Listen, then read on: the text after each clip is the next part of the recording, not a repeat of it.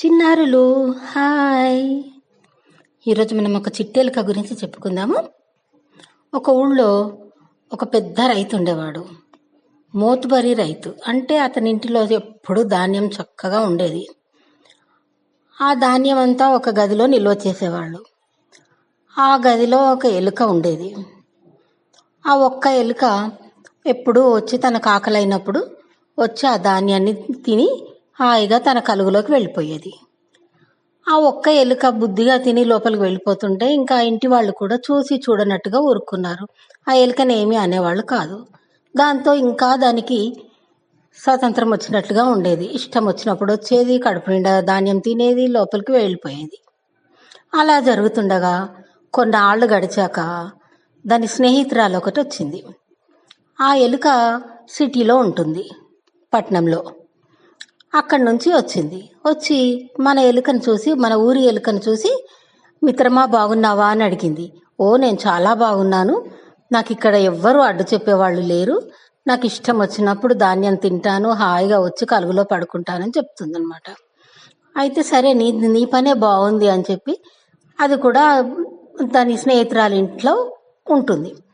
ఉండి ఇద్దరు కలిసి కాసేపు ఆగి ధాన్యం తినడానికి వచ్చి హాయిగా కలుగులోకి వెళ్ళేవారు.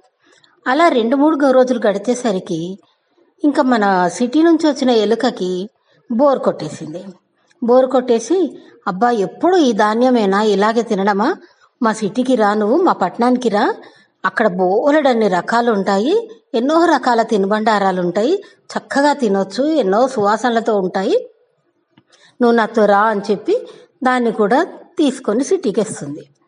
సిటీకి వచ్చిన తర్వాత అది ఉండేది ఎక్కడ అంటే ఒక స్వీట్ షాప్ దగ్గర అనమాట.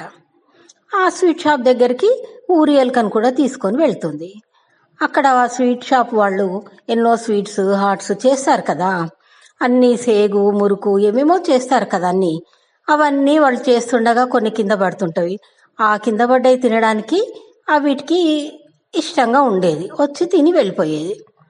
అయితే మన ఊరి ఎలుకకి నలుగురిలోకి వచ్చి తినడము అంతగా అలవాట్లేదు.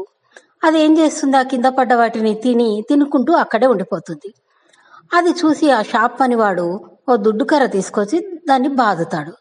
బాదేవరికి అయ్యో కుయ్యో మొర్రో అనుకుంటూ కలుగులోకి వెళ్ళిపోయి ఆ సిటీ ఎలుకతో అంటుంది కదా, పట్టణం ఎలుకతో అంటుంది, అమ్మో, ఇక్కడ ఈ దెబ్బలు భరించడం నా వల్ల కాదు, ఈ తినుబండారు వద్దు, ఈ పట్నవాసము వద్దు, నాకు మా ఊరికే వెళ్ళిపోతాను, అక్కడ చాలా ప్రశాంతంగా ఉంటుంది అని చెప్తే మన సిటీ ఎలుక అంటుంది కదా, మరి నువ్వు ఎందుకు తినుకుంటూ అక్కడే ఉన్నావు, పనివాళ్ళు వచ్చినప్పుడు నువ్వు దాక్కోవాలి కదా అంటే, నాకు ఇవన్నీ తెలియవు, ఈ జీవితం నాకొద్దు బాబోయ్ అని మెల్లిగా తన ఊరికి వెళ్ళిపోతుంది. తన ఊరికి వెళ్ళిపోయి ఆ ధాన్యం ఉన్న గదిలోకి వెళ్ళిపోయి తన కలుగులోకి వెళ్ళిపోయి నిశ్చింతగా ఉంటుంది.